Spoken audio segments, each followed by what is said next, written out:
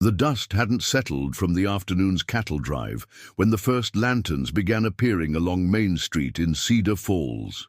Thomas Mitchell adjusted his deputy badge and watched from the sheriff's office window as the townspeople prepared for what everyone called the event of the year, the annual Founders' Day celebration. "You nervous about tonight, son?" Sheriff Robert Mitchell asked, not looking up from the wanted posters he was reviewing. His weathered hands moved methodically, the same way they'd handled everything for the past 22 years of keeping peace in this growing frontier town. Thomas turned from the window, his 24-year-old frame filling out his freshly pressed deputy uniform nicely. "Should I be?" The older man finally looked up, his grey eyes reflecting decades of hard decisions. "Well, half the town's been talking about who you'll sit with at the party. The Bancroft family's been making it pretty clear they expect you at their table. Judge Harrison, too." Through the window, Thomas could see the bustle of preparation. Mrs. Eleanor Bancroft, widow of the late cattle baron, and now the wealthiest woman in 3 counties, directed a small army of workers hanging decorations around the town square. Her silk dress, imported from back east, caught the late afternoon sun like polished copper. Near her, Judge Harrison's family arranged their elaborate table settings, complete with crystal glasses that probably cost more than most folks in Cedar Falls made in a month. "And what do you think, Pa?" Sheriff Mitchell set down the papers and studied his son. Thomas had his mother's kind eyes and stubborn streak, combined with a sense of justice that sometimes worried his father. In a town where keeping the peace meant navigating between the wealthy ranchers and the hard-working common folk, idealism could be dangerous. "I think you're old enough to make your own choices. But remember, son, every choice has consequences in a town this size." As if to punctuate his father's words, the sound of hammering echoed from across the square. There, in front of his small forge, Jacob Kowalski worked alone, repairing a wheel rim. His broad shoulders strained against his patched shirt, and despite the cooling evening air, sweat still gleamed on his soot-darkened face. Jacob had arrived in Cedar Falls 3 years ago with nothing but his tools and a determination to make an honest living. He'd quickly earned a reputation for quality work and fair prices, but his broken English and humble circumstances kept him on the margins of the town's social fabric. While the wealthy families planned elaborate displays for tonight's festivities, Jacob would likely grab a plate of food and eat alone, as he always did at town gatherings. "Mrs. Bancroft stopped by earlier," Sheriff Mitchell continued, watching his son's gaze linger on the blacksmith. "She mentioned how fine it would look to have the sheriff's family represented properly at her table. Said it would reinforce the right social structures for the younger folks in town." Thomas felt his jaw tighten. He'd heard this kind of talk before. The subtle pressure to align himself with the town's power brokers, to use his position and his father's reputation as stepping stones to greater influence. It wasn't uncommon in frontier towns, where social hierarchies were still being established and everyone was looking to secure their place. "The right social structures," Thomas repeated, a bitter edge creeping into his voice. "Now don't go getting worked up," his father warned.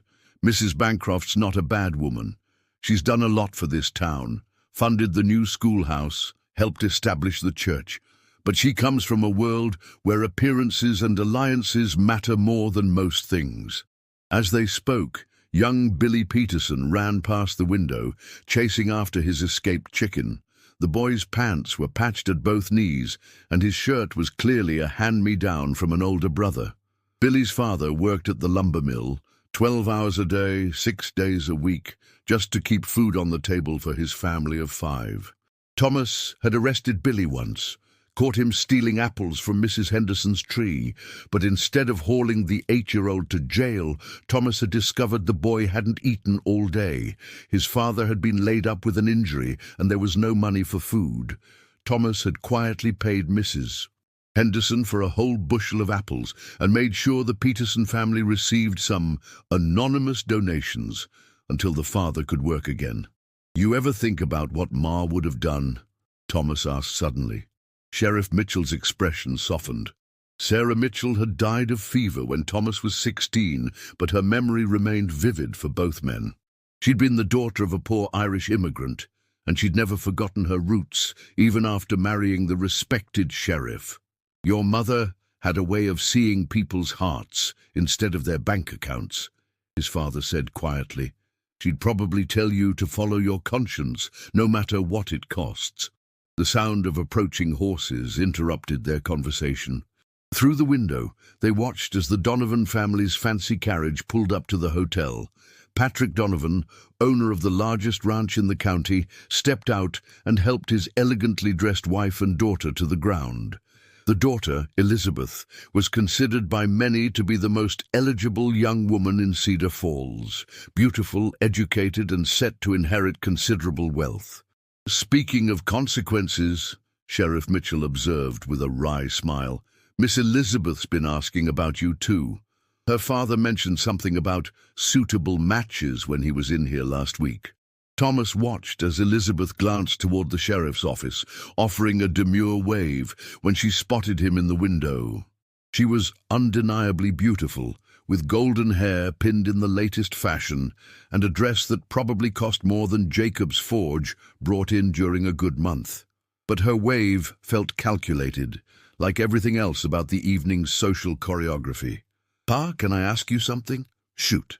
"When you were my age, did you ever feel like everyone was trying to write your story for you?" Sheriff Mitchell was quiet for a long moment, watching as the townspeople continued their preparations.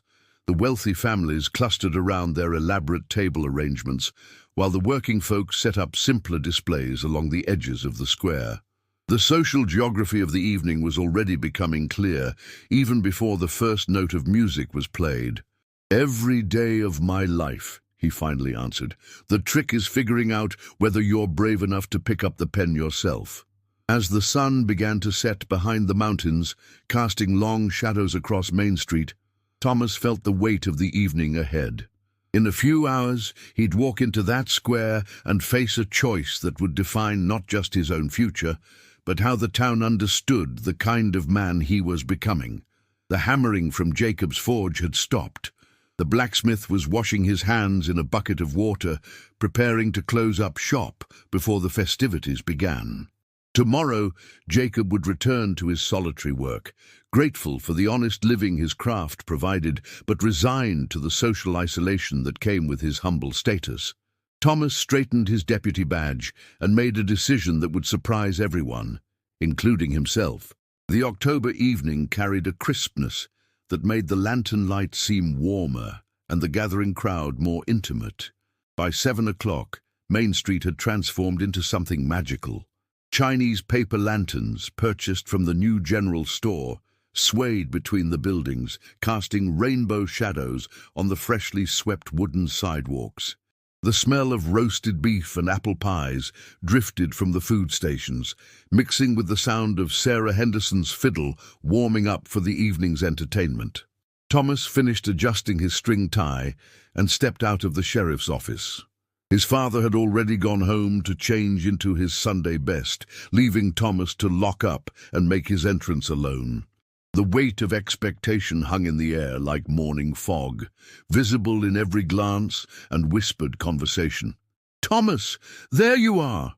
Eleanor Bancroft's voice carried across the square with the authority of someone accustomed to being heard. She approached with purposeful strides, her burgundy silk dress rustling with each step. Behind her, like well-trained soldiers, followed Judge Harrison and his wife, along with Patrick Donovan and his daughter Elizabeth. "Mrs. Bancroft," Thomas tipped his hat politely. "The decorations look beautiful. You've outdone yourself." "Why, thank you, dear, but I can't take all the credit. Elizabeth here suggested the paper lanterns. Such a modern touch, don't you think?" She gestured toward Elizabeth, who offered Thomas a practiced smile. "They're lovely," Thomas replied, though his eyes had already begun scanning the square for a familiar figure. "Now then," Mrs. Bancroft continued, linking her arm through his with proprietary familiarity, "we have a wonderful table, set up right in the center of everything. Judge Harrison was just telling us about his recent correspondence with the territorial governor. fascinating political developments that I'm sure would interest a young man with ambitions. Judge Harrison, a portly man with silver whiskers and expensive tastes, nodded gravely. Indeed, young Mitchell, these are important times for men of vision. The territory's moving towards statehood, and there will be opportunities for the right sort of people to shape the future. Thomas felt himself being gently but firmly steered toward the elaborate table arrangement in the square's center. Crystal glasses caught the lantern light, and fine china plates bore the Bancroft family crest. A small army of hired help bustled around the setup, ensuring every detail met Mrs. Bancroft's exacting standards. "Your father's done such admirable work keeping the peace," Patrick Donovan added, his voice carrying the confidence of a man who'd never doubted his place in the world. "But law enforcement is changing, becoming more sophisticated. A young man with the right connections could find himself appointed to positions of real influence." Elizabeth moved closer to Thomas's other side, her perfume a sharp contrast to the honest smells of wood smoke and cooking food that defined most of Cedar Falls. "Father's been telling me about the new federal marshal positions opening up, much more prestigious than local deputy work." The message was clear, delivered with the subtle precision that marked all interactions among the town's elite. "Align yourself with us, marry into the right family, and doors will open. Refuse, and find yourself relegated to small-town law enforcement for the rest of your life." "That's very generous of you all to think of my future," Thomas said carefully. "But I should greet some of the other folks first. My father always taught me that a lawman serves everyone in town." Mrs. Bancroft's grip on his arm tightened almost imperceptibly. "Of course, dear, but surely the more established families deserve a certain precedence.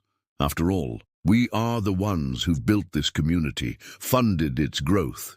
As if summoned by her words, Billy Peterson came running past, chasing his escaped chicken again.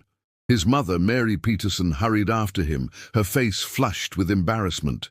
Her dress was her only good one, carefully mended and pressed, but it couldn't hide the family's modest circumstances. "So sorry, Mrs. Bancroft," Mary called out breathlessly as she corralled both the chicken and her son. "Billy, I told you to leave that bird at home." Mrs. Bancroft's smile remained fixed, but Thomas caught the slight tightening around her eyes. "Think nothing of it, Mrs. Peterson. Boys will be boys." The dismissal was polite but unmistakable. Mary Peterson gathered her son and retreated toward the less elaborate section of the gathering, where families like hers had set up simple blankets and modest food contributions.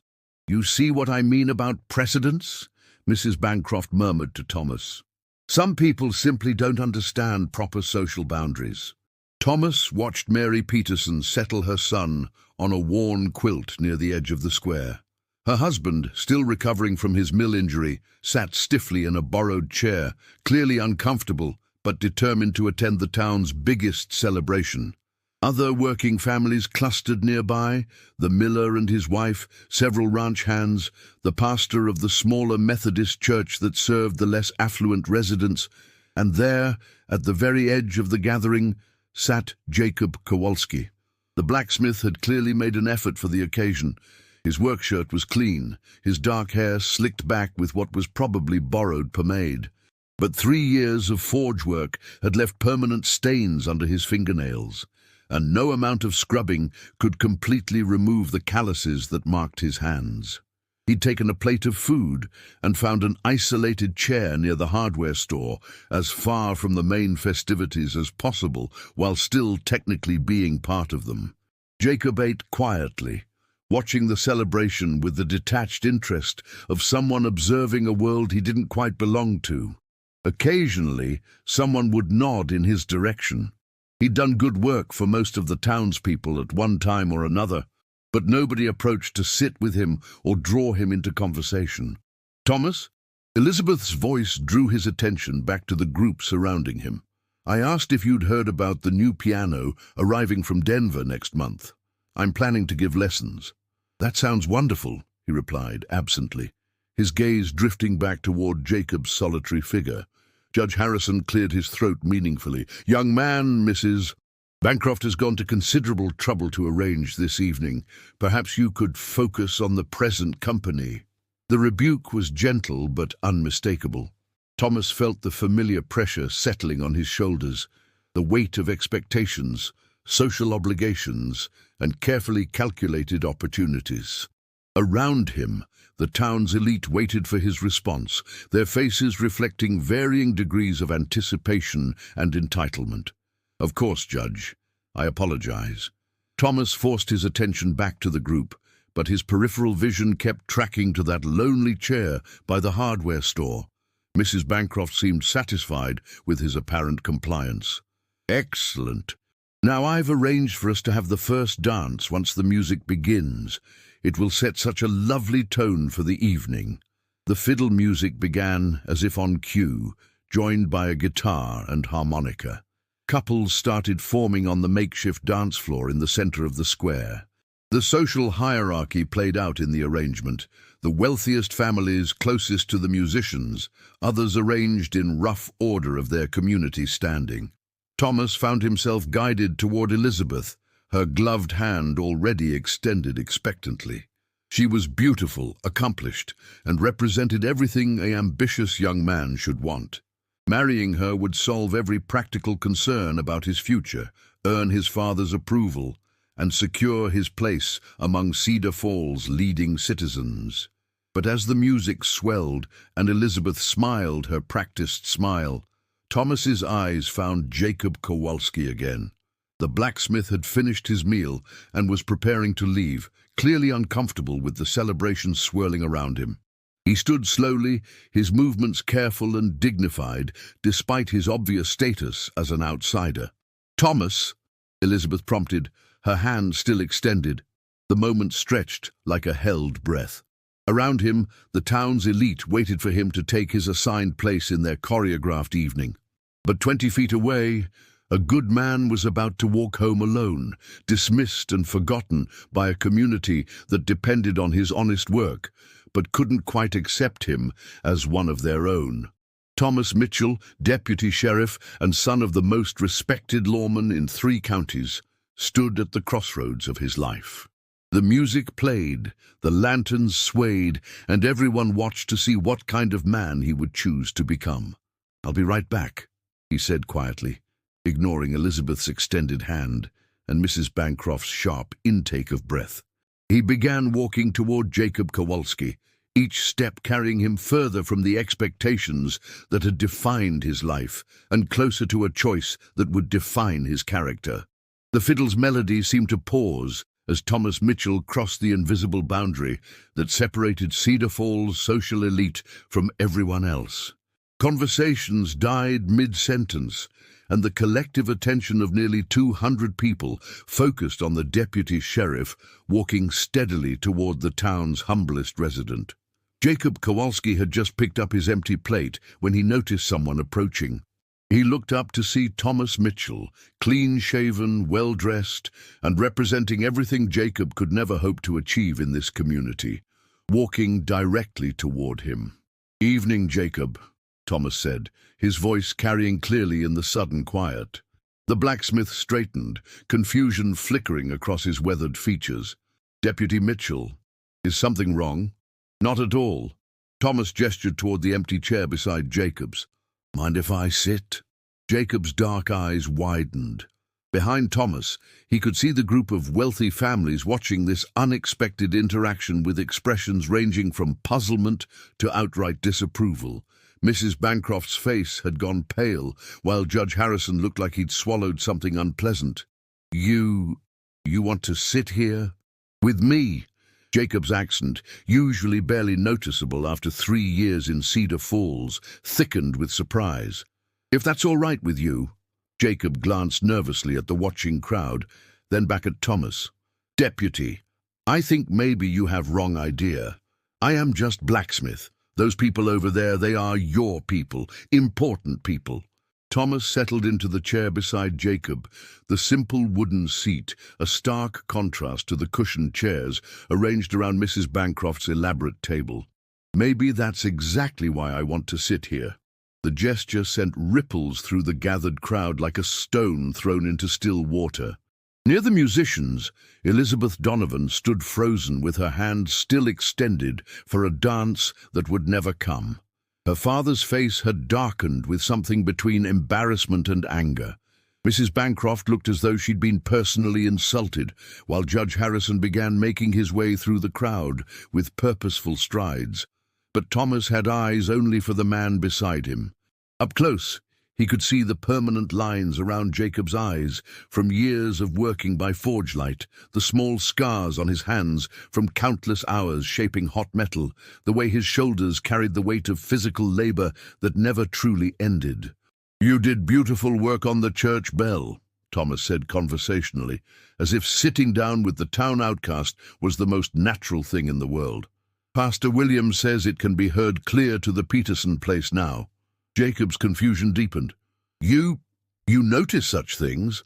"I notice lots of things, like how you charged old Mrs. Henderson half price for that new gate because you knew her pension barely covers groceries, or how you repaired the school's door hinges for free when the district ran out of maintenance money." A slight smile tugged at Jacob's lips. "Is not good business, maybe, but children need good school." "Thomas!" Judge Harrison's voice boomed across the square as he approached their unlikely pair. "What in blazes are you doing over here?" Thomas looked up calmly at the red-faced judge. "Having a conversation with a friend." "A friend?" Harrison's voice rose high enough to crack slightly. "Boy, have you lost your mind? Mrs. Bancroft has prepared a place for you at the finest table in town, and you're over here with Jacob Kowalski," Thomas finished firmly, "who happens to be one of the most honest, hard-working men in Cedar Falls." Harrison's mouth opened and closed like a landed fish. Around them, the crowd had formed a rough circle, everyone straining to hear this unprecedented confrontation. The music had stopped entirely now, leaving only the whisper of evening wind through the paper lanterns. Jacob started to rise from his chair. "Deputy Mitchell, please. I do not want to make trouble for you." Thomas placed a gentle but firm hand on Jacob's arm. "The only trouble here is people who think a man's worth is measured by his bank account instead of his character." The words carried clearly in the evening air, and their impact was immediate. Mrs. Bancroft's face flushed crimson, while several of the wealthier attendees began muttering among themselves. But Thomas also noticed other reactions. Mary Peterson was watching with wide, hopeful eyes, and several of the working families had moved closer, drawn by this unexpected challenge to the town's social order. "Now see here, young man," Patrick Donovan's voice cut through the murmur as he joined Judge Harrison. "I don't know what's gotten into you, but this behavior is completely inappropriate. You're embarrassing your father, your position, and everyone who supported you." "Supported me?" Thomas stood slowly, his full height giving him a slight advantage over both older men. "You mean the support that comes with conditions, the kind that disappears the moment I don't dance to your tune?" Elizabeth appeared at her father's shoulder, her earlier composure replaced by something between hurt and fury. "Thomas, I don't understand. Have I done something to offend you?" The question was fair, and Thomas felt a pang of regret for the public nature of this confrontation. Elizabeth wasn't a bad person. She'd simply been raised in a world where social hierarchies were as natural and unchangeable as the mountains surrounding their town. "You haven't done anything wrong, Elizabeth. This isn't about you." "Then what is it about?" Mrs. Bancroft had arrived, flanked by several other prominent families. Her voice carried the authority of someone unaccustomed to having her social arrangements disrupted. "What could possibly be so important about this immigrant laborer that you'd abandon your obligations to your own community?" The word immigrant dripped with disdain, and Thomas felt Jacob tense beside him. This was exactly the kind of casual prejudice that had kept good people like Jacob on the margins of Cedar Falls society, despite their contributions to the community's growth and prosperity. "Jacob Kowalski is as much a part of this community as anyone here," Thomas said, his voice carrying clearly across the square. More than some, actually, since he's never asked for special treatment or expected his success to come at someone else's expense. Special treatment. Judge Harrison's voice rose to a near shout.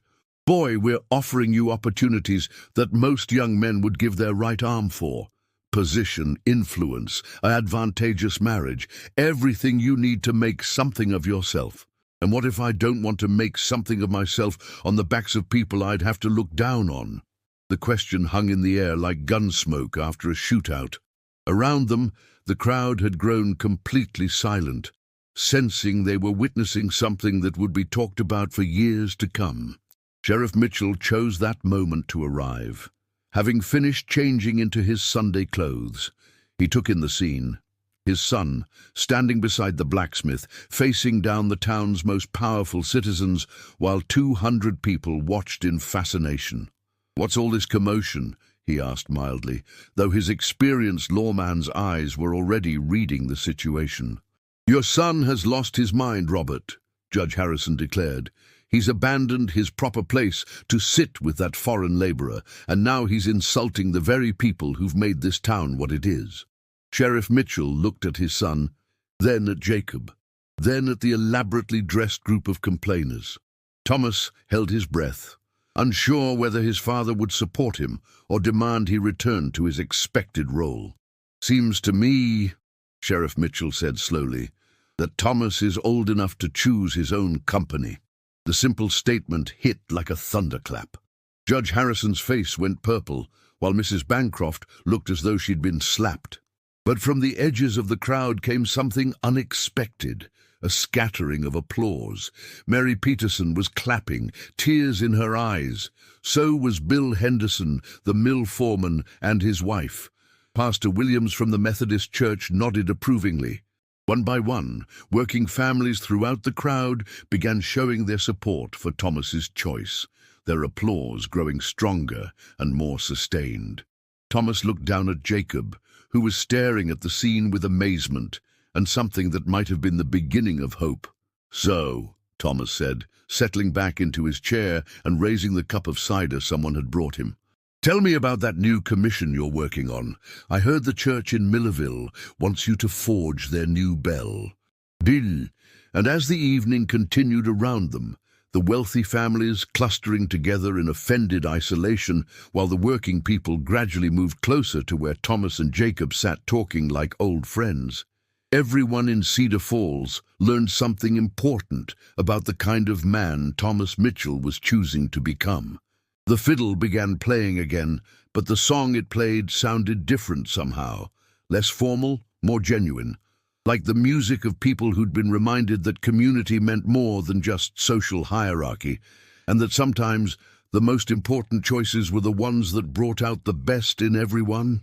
3 weeks after the Founders' Day celebration, Cedar Falls was still talking about what the newspapers had started calling the deputy's choice. Thomas Mitchell arrived at the sheriff's office to find his father reading a letter at his desk, the morning sun streaming through windows that hadn't been washed since before the famous party. "A territorial governor," Sheriff Mitchell said without looking up from the letter. "Seems words traveled all the way to the capital about your social statement." Thomas poured himself coffee from the pot that had been brewing since dawn. The routine was the same as always, but everything else had changed. Good news or bad news? Depends on how you look at it. His father set the letter aside and studied his son.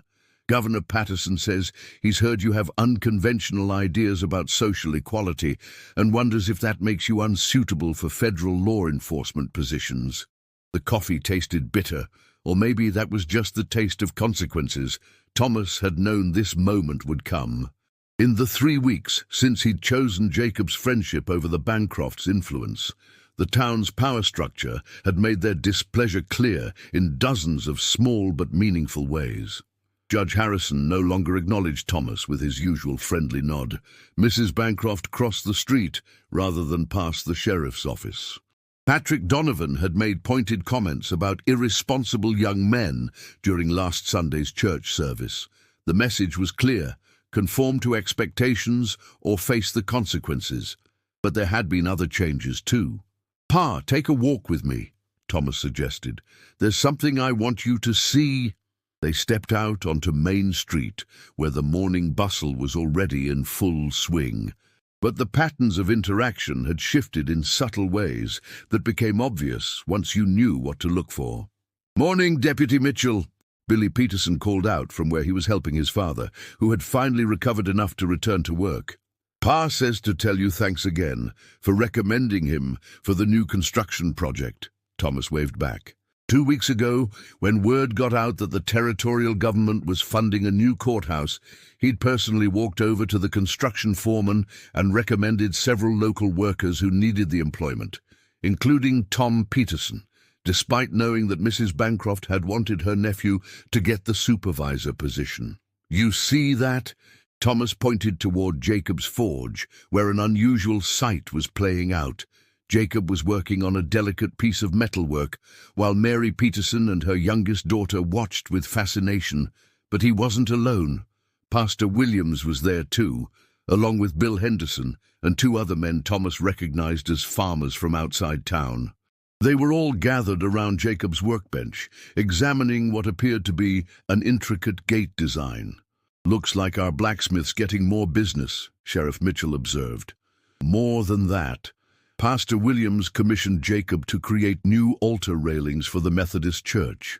Word's spreading about his craftsmanship, and people are starting to judge his work instead of his accent or his bank account.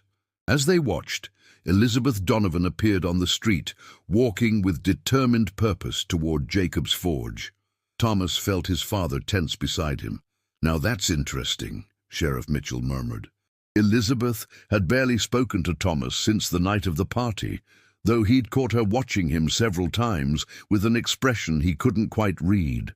Her father had made it clear that any relationship between them was now impossible, given Thomas's unsuitable associations. But as they watched, Elizabeth approached Jacob's workbench and began examining his designs with obvious appreciation. She asked questions, nodded thoughtfully at his answers, and eventually pulled out what looked like a sketch of her own. "I'll be damned," Sheriff Mitchell said softly. "Unless I'm mistaken, Miss Elizabeth just commissioned some work of her own." Thomas felt a complex mix of emotions watching the interaction. Elizabeth had grown up in a world of rigid social expectations, but she was clearly intelligent and capable of making her own judgments. Her decision to publicly patronize Jacob's business was a statement as bold as Thomas's choice to sit beside him at the party. "You know what the real consequence of that night was?" Thomas asked his father as they continued their walk. "It wasn't about me choosing sides. It was about giving people permission to see past the boundaries they'd accepted without question." They passed the general store, where Martha Chen, the Chinese merchant's wife, was chatting comfortably with Sarah Henderson about fabric patterns. 3 weeks ago, Mrs. Henderson had barely acknowledged Martha's existence, despite buying from their store regularly. Now they were discussing Martha's needlework skills with genuine mutual interest. "People are talking differently," Thomas continued, "making different choices about who they spend time with, whose opinions they value. That party was like a dam breaking." They reached the far end of Main Street, where the new construction site was bustling with activity. Thomas was pleased to see Tom Peterson working alongside men from several different social backgrounds, all focused on the shared task of raising the new courthouse walls. "But it's cost you, son," Sheriff Mitchell said quietly. "That letter from the governor isn't the only one I've received. Judge Harrison's been corresponding with territorial officials, suggesting you might be temperamentally unsuited for advancement in law enforcement."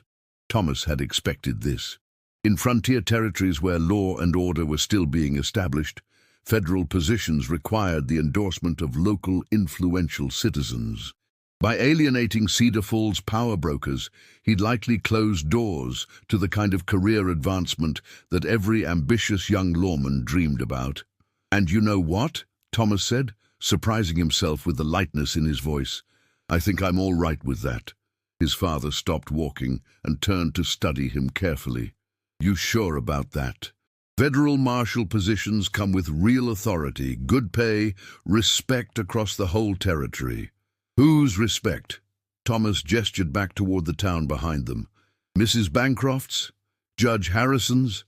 The kind of respect that comes with keeping people in their assigned places and never questioning why those places exist in the first place? They stood in comfortable silence, watching the construction workers.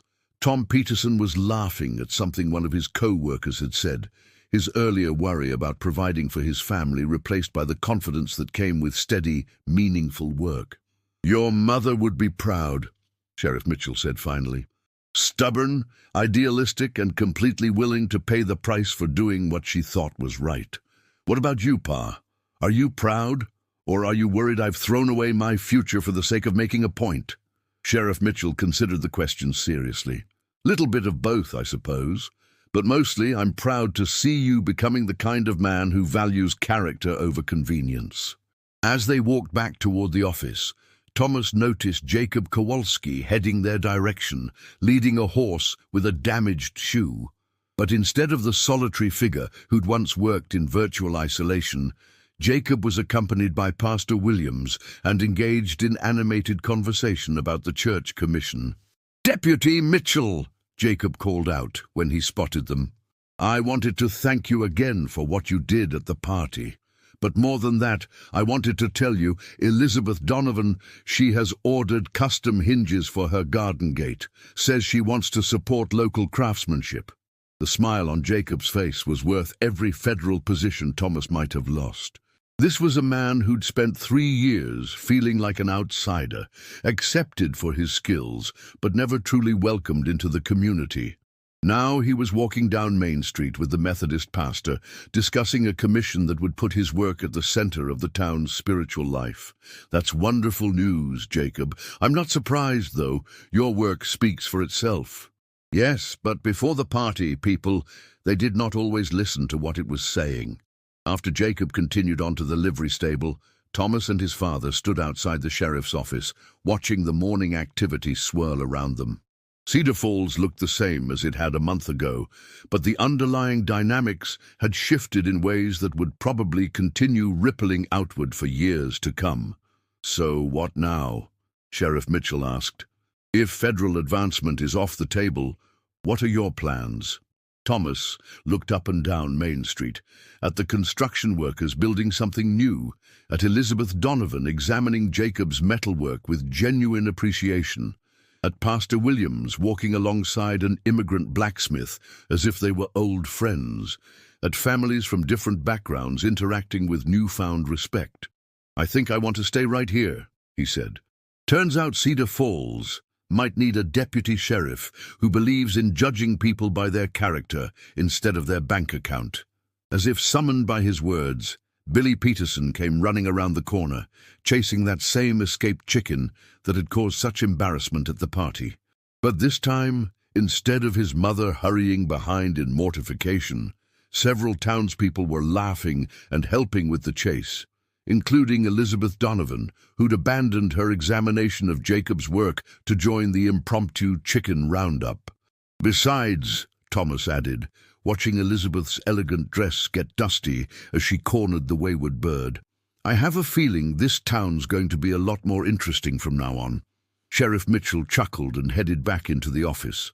But Thomas remained on the sidewalk for a few more minutes, watching his community navigate its new understanding of itself. The choice he'd made at that party, refusing the rich to sit beside the poor, had been about more than just friendship or social protest. It had been about the kind of community Cedar Falls could become if people were willing to look past surface differences and see the character underneath. And judging by the scene playing out on Main Street, where a wealthy rancher's daughter was helping a mill worker's son catch his chicken while an immigrant blacksmith discussed church commissions with the Methodist pastor, that transformation was well underway. The deputy sheriff adjusted his badge and went back to work, knowing that some choices, the really important ones, create consequences that extend far beyond the person making them. Sometimes refusing to accept the way things are is the first step toward creating the way things should be. And in Cedar Falls, that transformation had begun with a simple decision to sit beside someone who was eating alone.